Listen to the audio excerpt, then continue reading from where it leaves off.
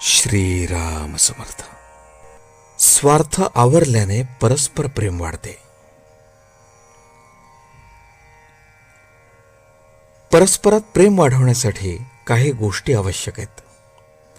एक, बारीक सारीक गोष्टींकडे दुर्लक्ष करून प्रत्येकाच्या स्वभावाला थोडी थोडी सवलत ठेवावी, म्हणजे द्वेष वाटणार नाही. दुसरी, सर्वांना प्रेमाची अशी जी एखादी जागा असेल त्याकडे दृष्टी ठेवावी. तिसरी, कोणतीही सूचना सांगायची झाली तर त्या व्यक्तिविषयक न बोलता नम्रतेने आणि गोड शब्दात सांगावी. चौथी आणि अत्यंत महत्त्वाची गोष्ट, ज्यामध्ये या सर्वांचा बऱ्याच प्रमाणात अंतर्भाव होतो, अशी बाब म्हणजे स्वार्थाला आळा घालणे.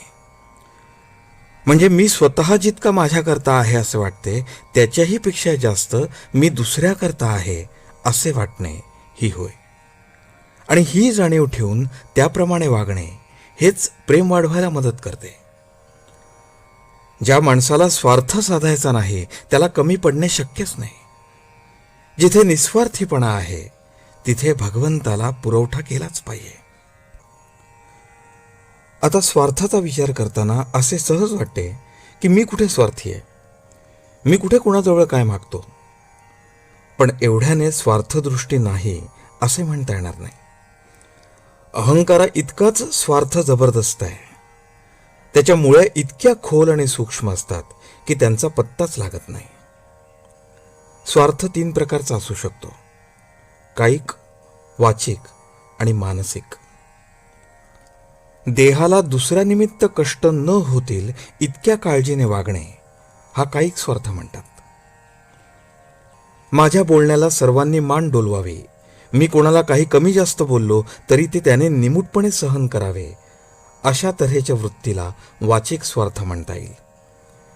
आणि माझ्या मताप्रमाणे सर्वांनी वागावे, माझे विचार बरोबर आहेत अशी जाणीव इतरांनी ठेवावी, अशा तऱ्हेची आपली इच्छा, त्याला मानसिक स्वार्थ म्हणता येईल. आता मी माझ्याकरता जितका असेन त्याहून जास्त मी दुसऱ्याकरता आहे असा विचार केला तर असे दिसून येईल की मी जेवढी मला स्वतःला सवड ठेवतो तेवढीच किंवा त्याच्याहून थोडी जास्त सवड दुसऱ्याला ठेवणे जरूर आहे.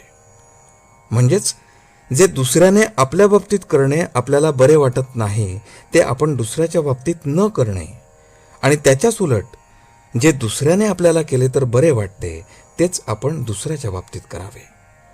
हेच सर्वाचे सार आहे आणि हाच धर्म आहे. आपण जगावर प्रेम केल्याशिवाय परत प्रेम मिळणार नाही.